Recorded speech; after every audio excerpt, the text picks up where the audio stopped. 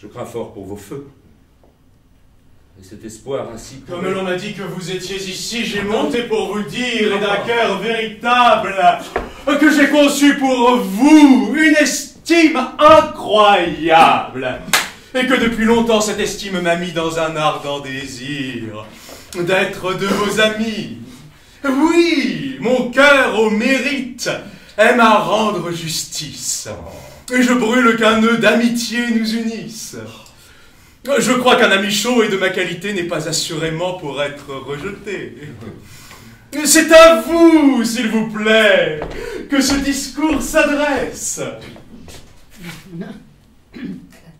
À moi, monsieur? À vous. Trouvez-vous qu'il vous plaise? Non pas, mais la surprise est fort grande pour moi et je n'attendais pas l'honneur que je reçois. L'estime où je vous tiens ne doit point vous surprendre, et de tout l'univers vous la pouvez prétendre. Monsieur! L'État n'a rien qui ne soit en dessous du mérite éclatant que l'on découvre en vous. Monsieur! Oui, de ma part, je vous tiens préférable à tout ce que j'y vois de plus considérable. Monsieur! Sois-je du ciel écrasé si je mens. Et pour vous confirmer ici mes sentiments, souffrez qu'à cœur ouvert, monsieur, je vous embrasse. Et quand votre amitié, je vous demande place, touchez-la. S'il vous plaît, vous me la promettez. Votre amitié. Monsieur... Quoi? Vous y résistez? Oh. Monsieur... C'est trop d'honneur que vous me voulez faire. Mais... l'amitié demande un peu plus de mystère. Et c'est assurément en profaner le nom que de vouloir le mettre à toute occasion. Avec lumière et choix, cette union veut naître. Avant que nous lier, il nous faut mieux connaître. Et nous pourrions avoir telle complexion que tous deux du marché, nous nous remporterions. Parbleu, c'est là-dessus parler en homme sage. Et je vous en estime encore davantage. Souffrons donc que le temps forme des nœuds si doux, mais cependant je m'offre entièrement à vous. S'il faut faire à la cour pour vous quelque ouverture, on sait qu'auprès du roi, je fais quelques figures, enfin je suis à vous. De toutes les manières. Et comme votre esprit a de grandes lumières, je viens, pour commencer entre nous ce beau nœud, vous montrer un sonnet que j'ai fait depuis peu et savoir s'il est bon qu'au public je l'expose. Monsieur, je suis malpropre à décider la chose, veuillez m'en dispenser. Pourquoi? J'ai le défaut d'être un peu plus sincère en cela qu'il ne faut. C'est ce que je demande. Et j'aurais lieu de plainte, si m'exposant à vous pour me parler sans feinte, vous alliez me trahir et me déguiser rien.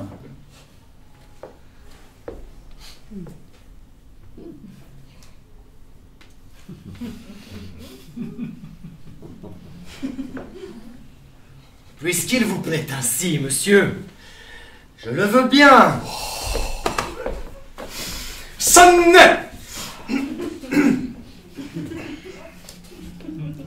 C'est un sonnet. L'espoir, c'est une dame qui, de quelque espérance, avait flatté ma flamme. L'espoir, ce ne sont pas de ces grands vers pompeux, mais de petits vers, doux, tendres et langoureux. Nous verrons bien. L'espoir. Je ne sais si le style pourra vous en paraître assez net et facile. Et ici, du choix des mots, vous vous contenterez. Nous allons voir, monsieur. Au reste, vous saurez que je n'ai demeuré qu'un quart d'heure à le faire. Voyons, monsieur. Le temps ne fait rien à l'affaire. L'espoir, il est vrai, nous soulage et nous berce un temps notre ennui. Mais Phyllis, le triste avantage lorsque rien ne marche après lui, Je suis déjà charmé de ce petit morceau. Quoi? Vous avez le front de trouver cela bon? Vous suite de la complaisance. Mais vous en deviez moins avoir. Et ne vous pas mettre en dépense pour ne me donner que l'espoir. Qu'en termes galants, ces choses-là sont mises. Bleu, une complaisance, vous êtes des sottises. S'il faut qu'une attente éternelle pousse à bout l'ardeur de mon zèle, le trépas sera mon recours. Vos soins ne m'en peuvent distraire, belle Phyllis. On désespère, alors qu'on espère. Toujours. La chute en est jolie, amoureuse, admirable. La peste de ta chute empoisonneur au diable en eussent pu fait une à te casser le nez. Je n'ai jamais ouï de vers si bien tourné. Morbleu, vous me flattez. Et vous croyez peut-être... Non, je ne flatte point. Et que fais-tu donc, traître? Oh, mais pour vous, vous savez quel est notre traité. Parlez-moi, je vous prie, avec sincérité.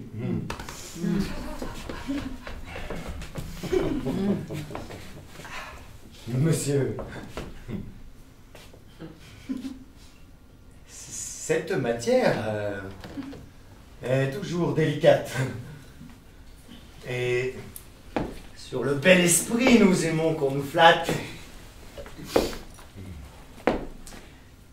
Mais un jour, à quelqu'un dont je tairai le nom, je disais, en voyant des vers de sa façon, il faut qu'un galant homme ait toujours grand empire sur les démangeaisons qui nous prennent d'écrire. Il doit tenir la bride aux grands empressements qu'on a de faire éclat de tels amusements. Et que par la chaleur de montrer ses ouvrages, on s'expose à jouer de mauvais personnages. Est-ce que vous voulez me déclarer par là que j'ai tort? Je ne dis pas cela. Mais je lui disais, moi, qu'un froid écrit assomme qu'il ne faut que ce faible à décrier un homme. Et que dont d'autre part, sans belle qualité, on regarde les gens par leur méchant côté. Est-ce qu'à mon sonnet vous trouvez à redire? Je ne dis pas cela. Mais pour ne point écrire, je lui mettais aux yeux, comme dans notre temps, cette soif à gâter de fort honnêtes gens. Est-ce que j'écris mal? Il en ressemblerais-je? Je ne dis pas cela, mais enfin lui disais-je. Quel besoin si pressant avez-vous de rimer? Et qui diantre vous pousse à vous faire imprimer? Croyez-moi, résistez à vos tentations, dérobez au public ses occupations, et n'allez point quitter de quoi que l'on vous somme le nom que dans la cour vous avez d'honnête homme. C'est ce que je tâchais de lui faire comprendre. Voilà qui va fort bien, et je crois vous entendre. Mais ne puis-je savoir ce que, dans mon sonnet... Franchement!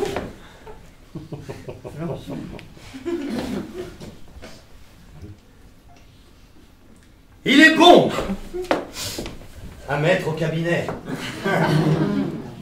Vous vous êtes réglé sur de méchants modèles. Et vos expressions ne sont point naturelles. Qu'est-ce que nous berce un temps notre ennui? Et que rien ne marche après lui.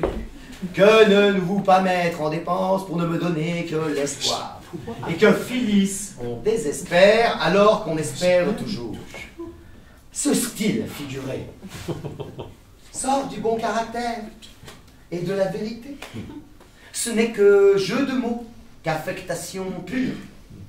Et ce n'est point ainsi que parle la nature. Non, je prise bien moins tout ce que l'on admire qu'une vieille chanson, que je m'en vais vous dire. Si le roi m'avait donné Paris, sa grande ville, et qu'il me fallut quitter l'amour de mamie, je dirais au roi Henri, reprenez votre Paris, j'aime mieux mamie, oh yeah, j'aime mieux mamie, oh yeah. La rime n'est pas riche, Et le style en est vieux.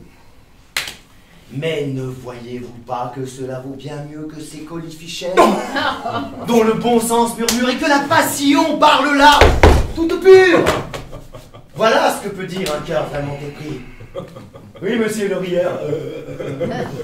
Malgré vos beaux esprits, j'estime plus cela que la pompe fleurie de tous ces faux brillants où chacun se récrit. Et moi, je vous soutiens que mes vers sont fort bons. Pour les trouver ainsi, vous avez vos raisons.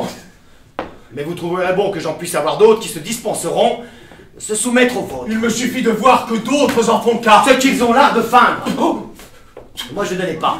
Croyez-vous donc avoir tant d'esprit en partage? Si je louais vos vers, j'en aurais davantage. Je me passerais bien que vous les approuviez. Il faut bien, s'il vous plaît, que vous vous en passiez. Je voudrais bien, pour voir, que de votre manière, vous en composassiez sur la même matière. J'en pourrais, par malheur, faire d'aussi méchants.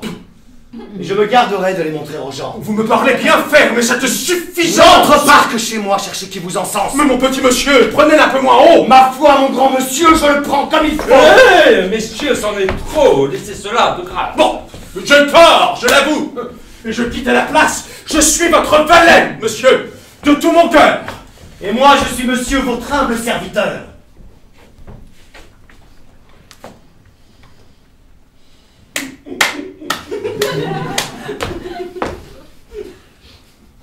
Bien, vous le voyez, pour être trop sincère, vous voilà sur les bras une fâcheuse affaire. J'ai bien vu corrompre afin d'être Ne flatté. me parlez pas. Mais- Plus de société. C'est trop. Laissez-moi là. Si je... Point de langage. Mais quoi? Je n'entends rien. Mais- Encore. On nous À trace. parbleu, c'en est trop. Ne suivez point mes pas. Vous vous moquez de moi, je ne vous quitte pas.